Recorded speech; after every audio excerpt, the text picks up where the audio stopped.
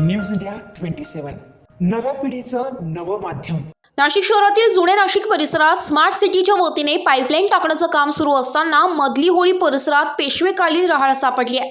मधली होळी येथे जलवाहिनीसाठी खोदकाम सुरू असताना ही रहाड सापडली आहे। ही रहाड जवळपास 90 वर्षांपूर्वी बुजवली गेली असल्याची चर्चा परिसरात आहे।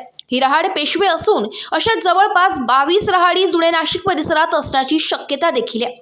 आता ही रहाड रंगपंचमीकरिता पुन्हा सुरू करण्यात येणार आहे। रंगपंचमीच्या दिवशी विधिवत जलपूजन करून तसेच पालखी मिरवणूक काढून या ठिकाणी मोठ्या उत्साहात रंगपंचमी साजरी करण्यात येणार आहे।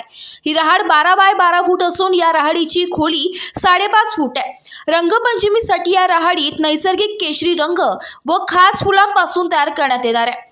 या रहाडीविषयी येथील मंडळाच्या कार्यकर्त्यांनी अधिक माहिती दिली आहे।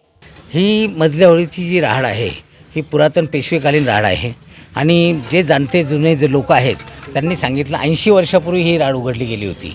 त्याच्यानंतर ही उघडली गेली नाही। पेशवेकालीन रहाड आहे। 250 वर्षापूर्वी जवळजवळ ती बांधली गेलेली असावी। स्मार्ट सिटीच्या माध्यमातून ज्यावेळेस पाईपलाईनचं काम चालू होतं तर पाईपलाईन काढताना त्यांनी जो काही खड्डा केला त्यावेळेस त्या रहाडीचे काही अवशेष आम्हाला सापडले।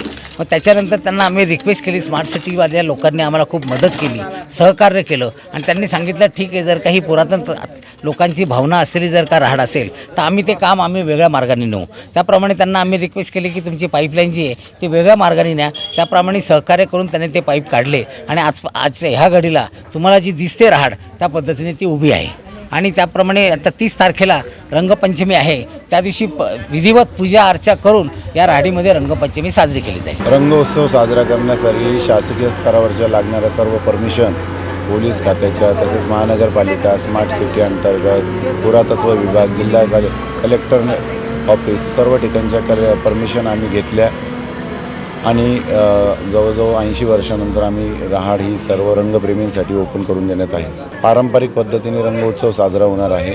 पालखी काढणार आहे। जलदेवतांची पालखी काढून विधिवत या रहाडीमध्ये त्यांचं पूजन करून स्थापना करण्यात येऊन सगळ्यांसाठी रंगोत्सव म्हणजे वापरण्यासाठी खुली करण्यात येणार आहे। नाशिकमध्ये पेशवेकालीन ही 7वी रहाड आहे। टोटल नाशिकमध्ये 22 पेशवेकालीन रहाडी आहेत।